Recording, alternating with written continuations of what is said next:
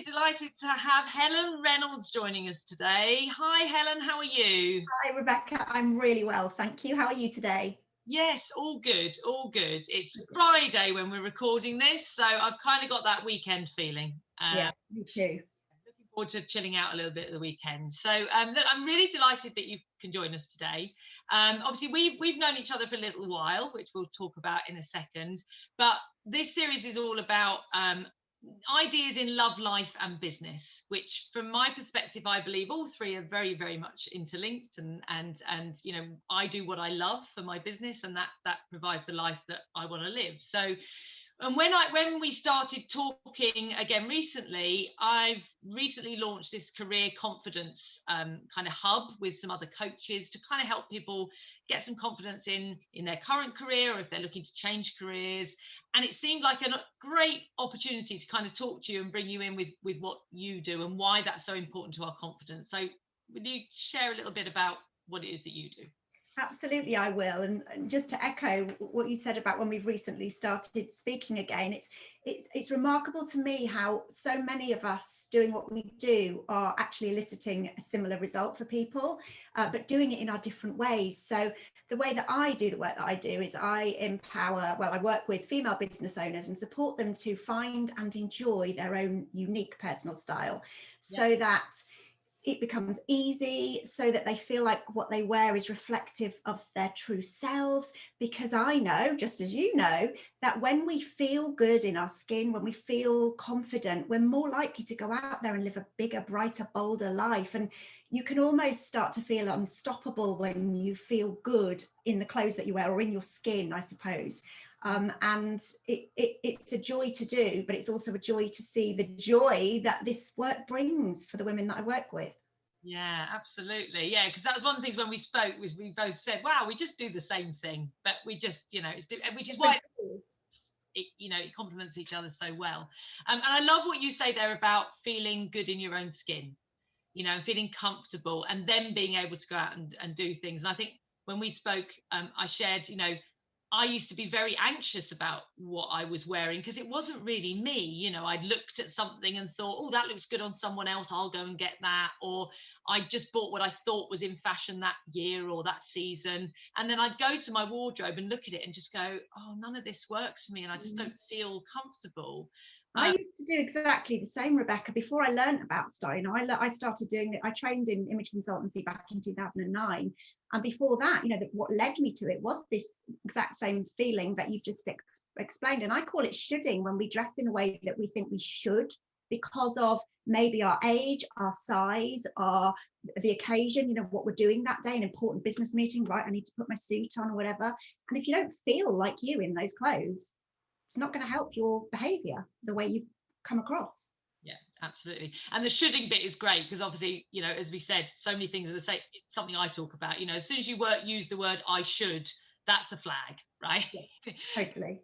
Whether it's what you're wearing, what you're doing, what job you're in, who you're in a relationship with, whatever, right? That's a key flag. Yeah. So how do you do what you do? How do you work with women who are feeling like that, who have got a wardrobe full of shoulds, right? and are going to their wardrobe every morning and just going, oh gosh, So how do you start the process then? How does it? So it is a process, and you don't know what you don't know. Often we don't mind, paying out for course to learn a new language, or learning how to use Excel or something, and we forget that our clothes are our packaging. It's what people see. It's how we present ourselves to the world. And that doesn't mean we all have to be perfectly turned out all of the time. Absolutely not. So I have a process because there are real solid reasons why certain colors, like this is a really good color for me, which is why I've deliberately chosen to wear it for this. There'll be certain colors, certain shape. And I don't mean whether you can wear blue, red, black, yellow. Well, black actually is different. I do mean it for that. But it's about the shades and tones that really light you up and make you more visible rather than overwhelm you or kind of fade you into the background.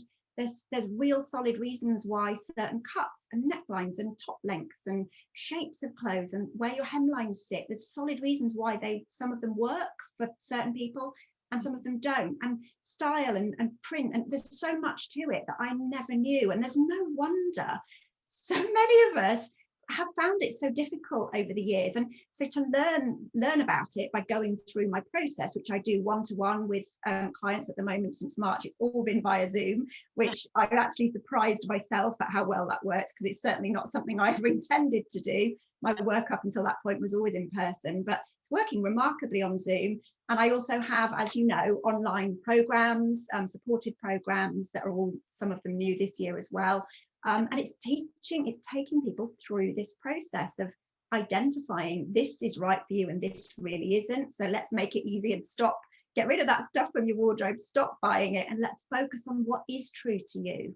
Yeah, absolutely. And again, I loved what you said there about, you know, we don't know what we don't know, you know, and again, it's a brilliant idea for love, life and business, right? Because we so often feel like we should know, you know, in so many things, you know, how our hair should be, what, you know, as you say, what neckline, what colors, you know, all of this, we kind of, and we don't, it's again about asking for help, isn't it? It's that Absolutely. that fear of saying, I don't know. And, you know, when I put this on, I know that I get loads of compliments and I feel good, but I don't really understand why. And I then go and buy something else that I think does the same thing, and then nobody notices, and then that knocks my confidence. And Yeah. you'd be able to unpick it and go, this works because it's the color, or Yes. this works because it's the neckline or the Just pattern. understand it. And what happens is, going back to something you said at the beginning, when you said you used to notice somebody else wearing something and think, oh, that looks great, I'll try that. When we try things that we think look fab on other people, or that some magazines told us is the must-have fashion or whatever, usually a load of nonsense. If we then try it, I used to do this all the time, we try those things on, look at ourselves and go, oh, I look awful in this. That must mean I'm not pretty enough, slim enough, cool enough, whatever enough to be able to wear that piece of clothing. And again, it's absolute rubbish. It's once you know what your formula is, and that sounds quite like limiting, it's absolutely not limiting, but once you know why and what, you can wear those things with confidence and own the compliments when they come, and stop this kind of, it takes up so much time and energy thinking about what should I wear, why doesn't this suit me. We don't need, you learn it once and you've got it. Yeah. And you know, it's just another reason, as you said there, which we hear, you know, and we share quite a lot of mutual friends and coaches who work with women in all sorts of different ways. And, you know, I'm always flabbergasted, although I shouldn't be, almost, about how often this just comes back to, I'm not enough. Yeah. You know, as you said there, it's not, I don't know. There's something intrinsically wrong with me that means I can't wear this dress. Absolutely. Can I share a scribbled diagram that I did before we came on? I think this is back to front here, but on the recording it should be the right way round. Hopefully, if not, I'll read it out to you. But I've noticed, and I know I tuned into this when I was a little girl, I think it's always been in me, but I noticed that the way that you think you look affects the way that you feel, and the way that and that's any given day. So it might be a good hair day and you bounce down the road hoping you bump into everybody, and it might be you've got a massive spot on your chin and you just desperately don't want to see anybody. So the way that you think you look affects the way that you feel. The way that you feel then affects your behavior and how visible you want to be and how confident you might act in certain situations. And then in turn, the way you behave, of course, affects the way people react to you.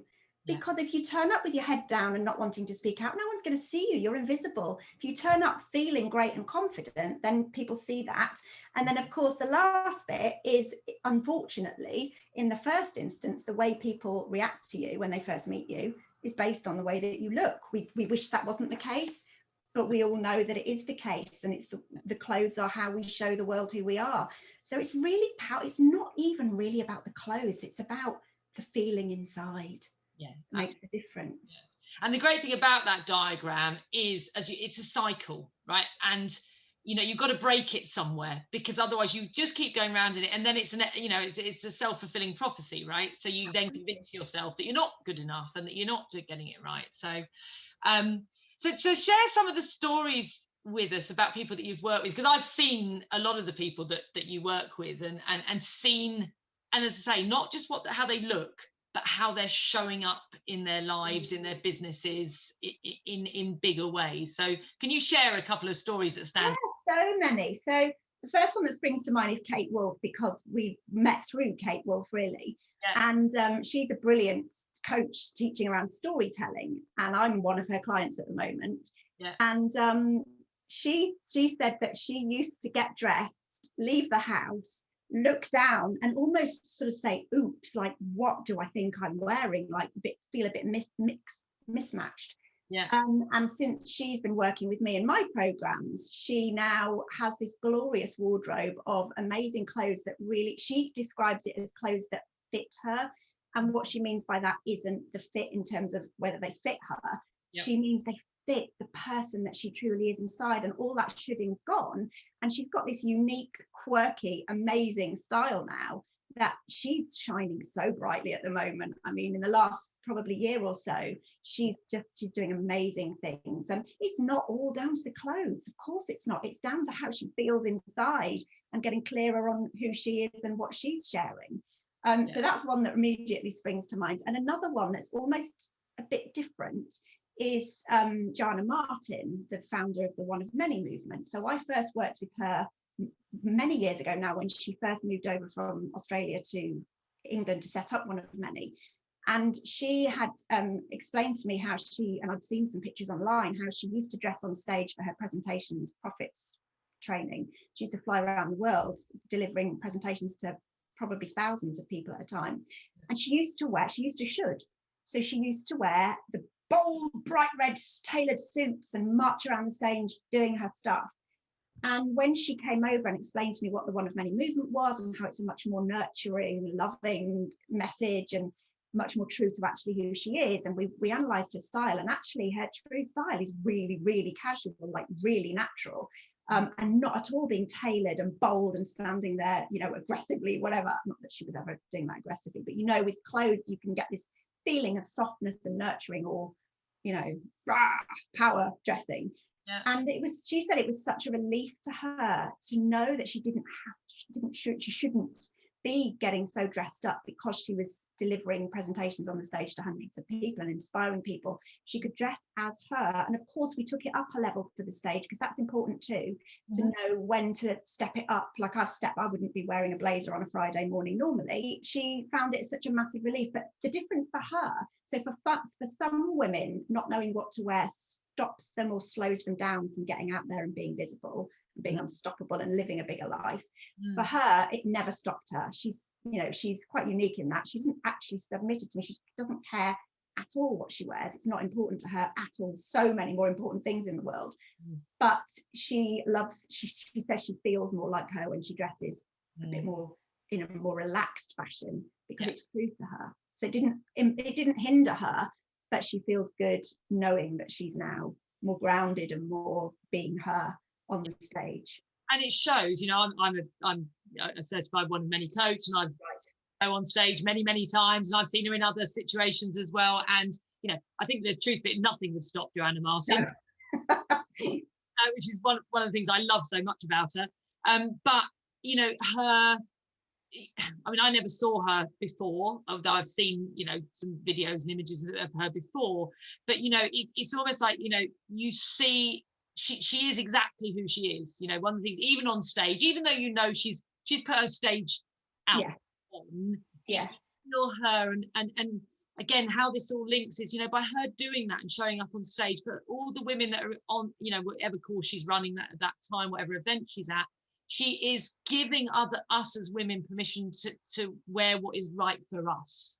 Absolutely. Just by showing up on stage like that, even though we kind of know that she's worked with you and she looks beautifully turned out always, and it just is that permission of, Jo's just showing up on stage as her.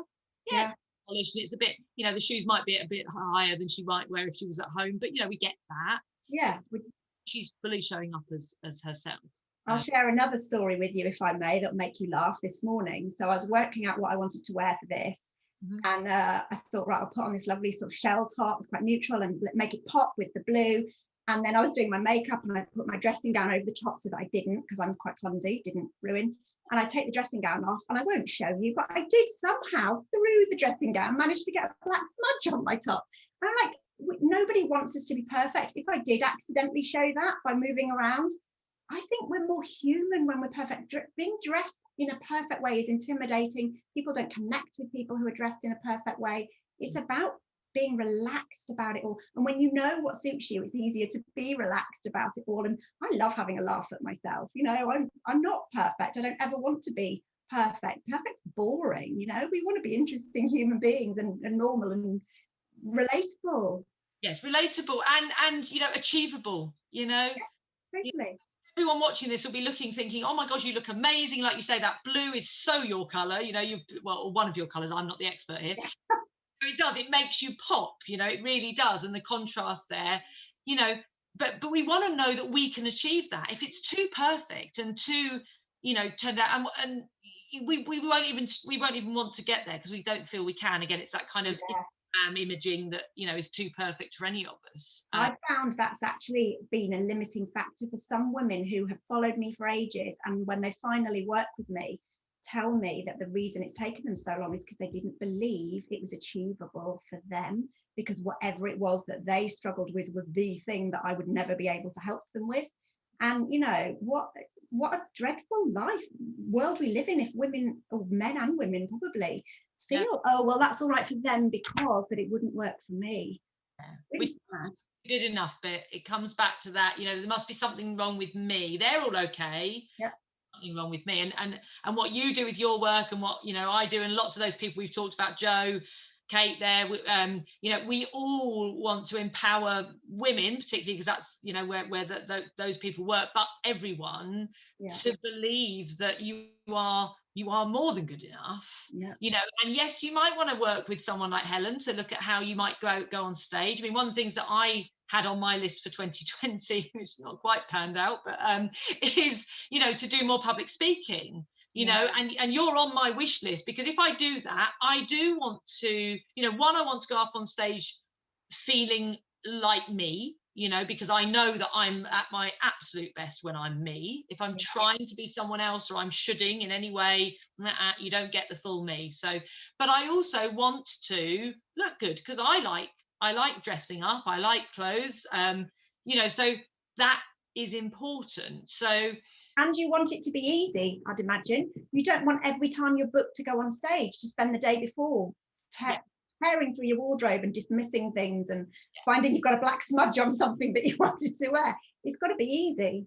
Which is the other thing I always used to do, which I don't anymore, is that thing of, you know, you have a special event coming up, and then you're like, I need to get something for that. And then you go out and because you don't really know, you either can't find it because you've got something fixed in your head from a magazine or someone else that you saw at a wedding last year that looked beautiful that you're trying to recreate, or you've got no idea and just nothing works. And then you end up with something, and I've done this on so many occasions, where I've just felt so uncomfortable in my own skin. You know, and then it goes back in the wardrobe and makes me feel bad for the feelings of guilt.